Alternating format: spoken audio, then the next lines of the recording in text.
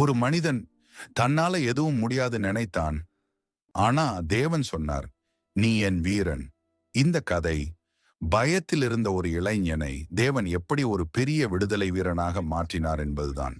இஸ்ரவேல் ஜனங்கள் தேவனை விட்டு திரும்பின போது தேவன் அவர்களை உடனே தண்டிக்கவில்லை. மாறாக அவர்களுடைய மனம் மாற வேண்டும் என்பதற்காக ஒரு காலத்திற்கு சோதனையை அனுமதித்தார். அந்த காலத்தில் மிதியானியர்கள் இஸ்ரவேலை கொடூரமாக அடக்கினார்கள். வயல்கள் அழிக்கப்பட்டன, உணவு கொள்ளையடிக்கப்பட்டது, மக்கள் மலை குகைகளில் ஒளிந்தார்கள். அந்த இருளான சூழ்நிலையில் தேவன் ஒருவரை அழைத்தார். அவர் பெயர் கீதியோன்.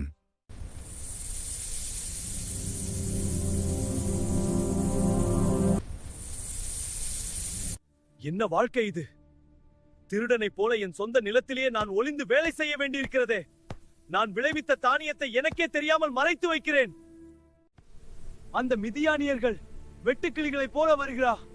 ஆடு, மாடு, கழுகை, தானியம் எதையும் மிச்சப்பதில்லை. எங்கள் முன்னோர்கள் சொன்னார்களே, எகிப்திலிருந்து கர்த்தர் எங்களை மகா வல்லமோடு கூட்டி வந்தார் என்று. அந்த அற்புதங்கள் எல்லாம் எங்கே? இன்று என் குடும்பம் பசியில் வாடுகிறது. கடவுள் எங்களை மறந்து விட்டாரா அல்லது கைவிட்டு விட்டாரா? திடீரென ஒரு ஒளி தோன்றுகிறது. ஒரு கருவேல மரத்தின் அடியில் ஒரு நபர் அமைதியாக அமர்ந்திருப்பதை கீதியோன் கவனிக்கிறான். அவர் ஒரு தூதர், கடவுளின் தூதர். கீதியோனை பார்த்து கம்பீரமான குரலில், பராக்கிரமசாலியான வீரனே, கர்த்தர் உன்னோடு இருக்கிறார். கீதியோன் திடுக்கிட்டு திரும்பி சற்று ஏளனமாக சிரிக்கிறான். ஐயா, நீர் என்னை கேலி செய்கிறீரா? கர்த்தர் எங்களோடு இருந்தால் எங்களுக்கு ஏன் இந்த அவல நிலை? எங்கள் தேசம் பாழாய் கிடக்கிறதே. எகிப்திலிருந்து எங்களை மீட்ட கர்த்தர் செய்த அந்த அதிசயமான காரியங்கள் எல்லாம் எங்கே? இப்போது அவர் எங்களை மிதியானியரின் கையில் அல்லவா ஒப்படைத்து விட்டார். இதில் நான் எங்கே வீரனாக இருக்க முடியும்?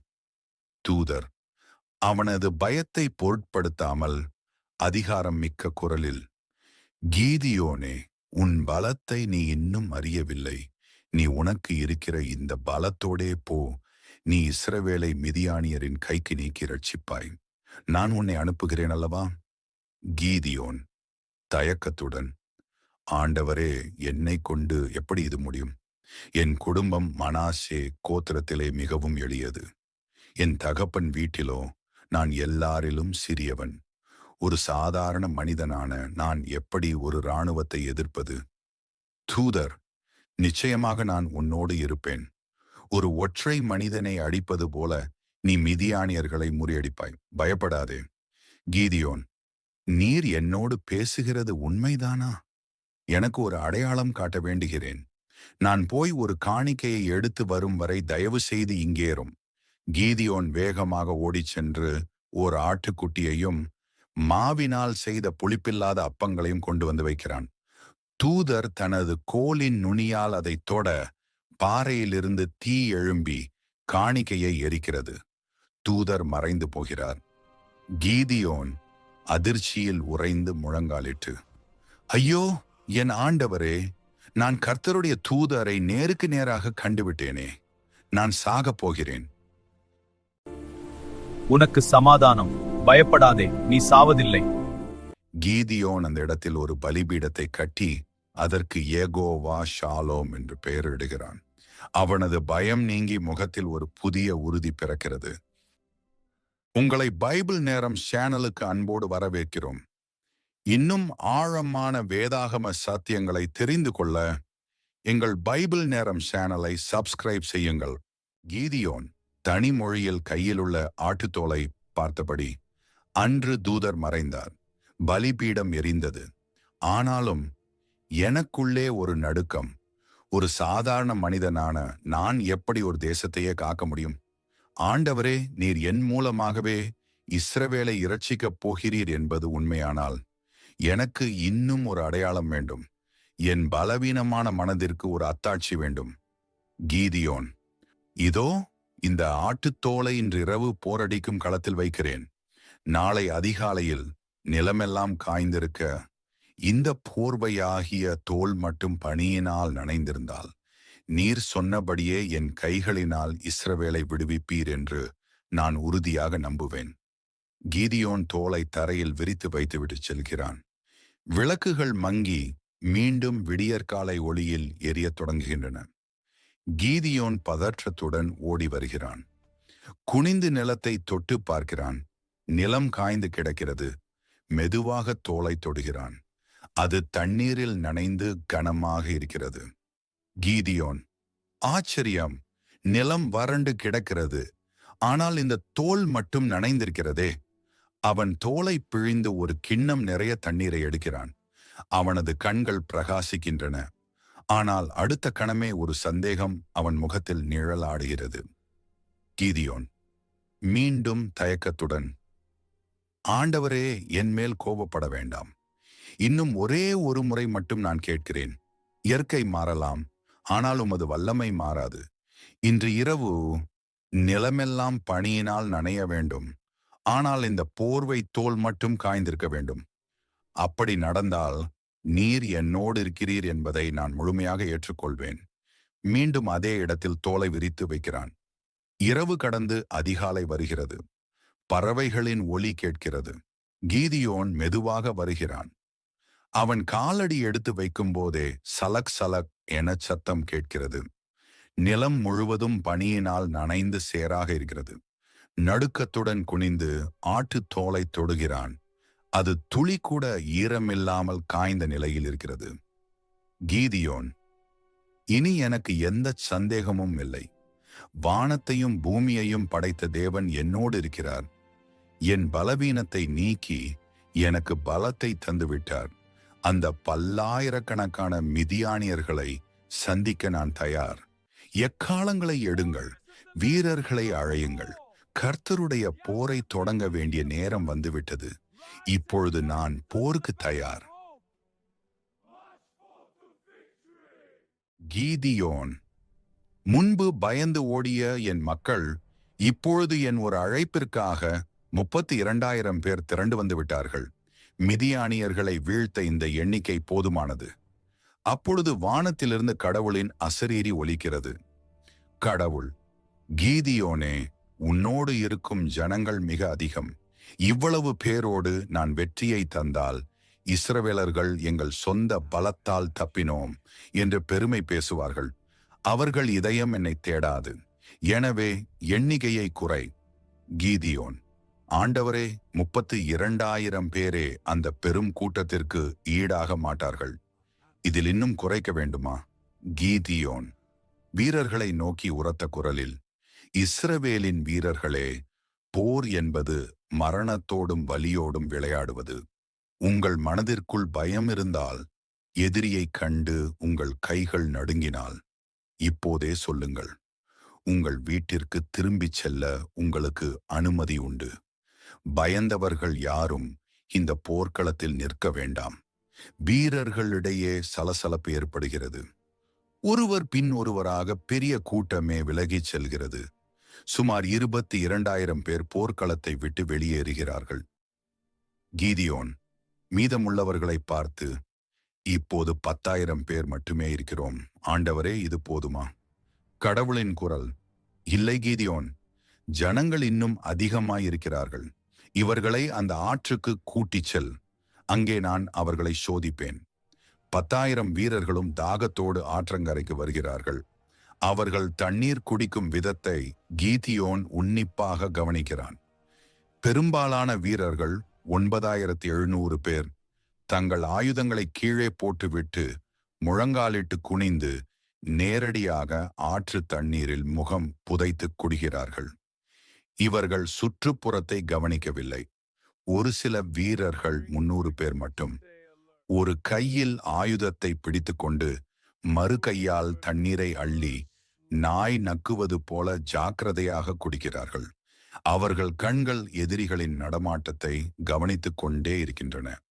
கடவுள், கீதியோனே, கைகளால் தண்ணீரை அள்ளி நக்கி குடித்த அந்த 300 பேரை மட்டும் தனியாக பிரித்து நில். அவர்களைக் கொண்டே நான் உனக்கு வெற்றியை தருவேன். மற்றவர்களை அனுப்பிவிடு. கீதியோன் வெறும் 300 பேரா? ஆண்டவரே, எதிரிகள் பள்ளத்தாக்கில் வெட்டுக்கிளிகளைப் போல பரவி இருக்கிறார்கள். அவர்களின் ஒட்டகங்களே கடற்கரை மணலைப் போல எண்ணிறந்தவை. இந்த 300 பேர் எப்படி அவர்களை வெல்ல முடியும்? கடவுள், பயப்படாதே. பலத்தினால் அல்ல, பராக்கிரமத்தினால் அல்ல, என் ஆவியினாலேயே ஆகும். இந்த 300 பேரின் கைகளில் நான் மித்தியானியர்களை ஒப்புக்கொடுப்பேன். கீதியோன் அந்த 300 வீரர்களைப் பார்த்து, வீரர்களே, உங்களிடம் பெரிய வாள்கள் இருக்கலாம், ஈட்டிகள் இருக்கலாம். ஆனால் இந்த யுத்தம் நம்முடையது அல்ல, இது கர்த்தருடையது. நம்மிடம் இருப்பது குறைவான எண்ணிக்கைதான், ஆனால் நம் பக்கம் இருப்பது உலகை படைத்த கடவுள். புறப்படுங்கள், வெற்றி நமதே. 300 வீரர்கள் முழக்கமிட கீதியோன் அவர்களை வியூகம் அமைக்க அழைத்துச் செல்கிறான். கீதியோன் தனது 300 வீரர்களை 3 குழுக்களாக பிரித்து இரகசிய குரலில் பேசுகிறான். வீரர்களே, இன்று நம் கைகளில் இரும்பு வாள்கள் இல்லை. ஆனால் நம்மிடம் இருப்பவை எதிரியை நிலைகுலையச் செய்யும் மகா வல்லமை கொண்டவை. ஒவ்வொருவர் கையிலும் ஒரு எக்காளம் இருக்கட்டும். உங்கள் மறு கையில் ஒரு மண் பானை, அதற்குள் மறைத்து வைக்கப்பட்ட எரியும் தீப்பந்தம் இருக்கட்டும். ஒரு சிறு ஒளி கூட வெளியே தெரியக்கூடாது. வீரன், தலைவரே, வாளில்லாமல் எப்படி போரிடுவது? வெறும் பானையும் எக்காலமுமா நம்மை பாதுகாக்கும்? கீதியோன் உறுதியுடன், இது மனிதர்களின் போர் அல்ல, இது தேவன் நடத்தும் போர். நான் செய்வதையே நீங்களும் செய்யுங்கள். நான் எக்காலம் ஊதும் பொழுது நீங்களும் உங்கள் எக்காலங்களை முழங்குங்கள். நள்ளிரவு ஜாமம், காவல் வீரர்கள் மாற்றப்படும் நேரம். 300 வீரர்களும் சத்தமில்லாமல் 3 திசைகளில் இருந்தும் மிதியானியர்களின் முகாமை சூழ்ந்து கொள்கிறார்கள். இருட்டில் அவர்கள் இருப்பது யாருக்கும் தெரியவில்லை. கீதியோன் மலை உச்சியில் நின்று கொண்டு கையை உயர்த்துகிறான். இப்போதுதான் அந்த நேரம். இஸ்ரவேலின் தேவன் நமக்காக போரிடுகிறார். கீதியோன் தனது கையில் இருந்த மண்பானையை ஓங்கி தரையில் அடிகிறான். சளார் என்று பானை உடையும் சத்தம் பள்ளத்தாக்கு முழுவதும் எதிரொலிக்கிறது. உடனே மற்ற 299 வீரர்களும் தங்கள் பானைகளை உடைக்கிறார்கள். ஒரே நொடியில் 300 தீப்பந்தங்கள் இருட்டில் பிரகாசிக்கின்றன. தூக்கத்தில் இருந்த மிதியானியர்கள் திடுக்கிட்டு எழுகிறார்கள். அவர்களை சுற்றி எங்கும் நெருப்பு தெரிவது போல அவர்களுக்கு தோன்றுகிறது. அடுத்த வினாடி 300 எக்காளங்கள் பயங்கரமான சத்தத்துடன் முழங்குகின்றன. வீரர்கள் அனைவரும் இடி முழக்கத்தைப் போல கத்துகிறார்கள். கர்த்தருடைய வாள், கீதியோனுடைய வாள். மிதியானியர்கள் திகைத்து போகிறார்கள். இருட்டில் ஆயிரக்கணக்கான வீரர்கள் தங்களை சூழ்ந்து கொண்டதாக அவர்கள் எண்ணுகிறார்கள். தூக்க கலக்கத்திலும் பயத்திலும் யார் நண்பன் யார் எதிரி என்று தெரியாமல் தங்கள் வாள்களை எடுத்து ஒருவரை ஒருவர் வெட்டி கொள்ளத் தொடங்குகிறார்கள். மிதியானிய வீரன் அலறிக்கொண்டு, எதிரிகள் வந்துவிட்டார்கள், இதோ ஒரு தீப்பந்தம், இதோ ஒரு எக்கால சத்தம், தப்பிக்க வழியில்ல, ஓடுங்கள். முகாம் முழுவதும் பெரும் கூச்சல், குழப்பம், மரண ஓலம் கேட்கிறது. கீதியோனின் 300 வீரர்கள் மலையிலிருந்தே வேடிக்கை பார்க்கிறார்கள். கடவுள் எதிரிகளின் வாள்களை அவர்களுக்கு எதிராக திருப்பினான். கீதியோன், பார்த்தீர்களா? குதிரைகளும் ரதங்களும் நம்மை வீழ்த்த முடியாது. கர்த்தர் நமக்காக போரிட்டார். எதிரிகள் சிதறி ஓடுகிறார்கள். இஸ்ரவேலின் அடிமைத்தனம் இன்றுடன் முடிவுக்கு வந்தது. கீதியோன் மற்ற இஸ்ரவேல் கோத்திரங்களுக்கு தூது அனுப்பி, எப்பீராயிம் மனுஷரே, சீக்கிரம் வாருங்கள், மிதியானியர்கள் தப்பி ஓடுகிறார்கள். யோர்தான் நதிக்கரை வரை சென்று அவர்களை மரித்து கொள்ளுங்கள். எப்பீராயிம் வீரர்கள் வந்து மிதியானியர்களின் பிரபுக்களான ஓரேபையும் சேபையும் பிடித்துக் கொள்கிறார்கள். இஸ்ரவேல் தேசம் முழுவதும் விடுதலையின் உற்சாகத்தில் திளைகிறது. இஸ்ரவேல் மக்கள் கீதியோனை சூழ்ந்து கொண்டு, கீதியோன், நீர் எங்களை மிதியானியரின் கையிலிருந்து காப்பாற்றினீர். எனவே நீரும் உமது மகனும் உமது பேரனும் எங்களை ஆள வேண்டும். நீரே எங்கள் ராஜா. கீதியோன், இல்லை மக்களே, நான் உங்களை ஆள மாட்டேன். என் மகனும் உங்களை ஆள மாட்டான். உங்களை ஆளுகிறவர் கர்த்தர் ஒருவரே. இந்த வெற்றி என்னால் வந்ததல்ல, என் 300 வீரர்களால் வந்ததல்ல. இது நம் தேவன் நமக்கு தந்த ஈவு. இன்றைக்கு நம்மில் பலர், நான் தகுதியானவன் இல்ல, என்னால முடியாது, என்னிடம் எதுவும் இல்ல என்று நினைக்கலாம். ஆனால் தேவன் உங்களிடம் இல்லாததை கேட்கவில்லை. உங்களிடம் இருப்பதை அவருடைய கைகளில் கொடுக்க சொல்கிறார். கிதியோனிடம் தேவன் தேடியது தைரியம் அல்ல, அனுபவம் அல்ல, பெரிய படை அல்ல, கீழ்ப்படிதல். மெதுவாக வளர்கிற விசுவாசம்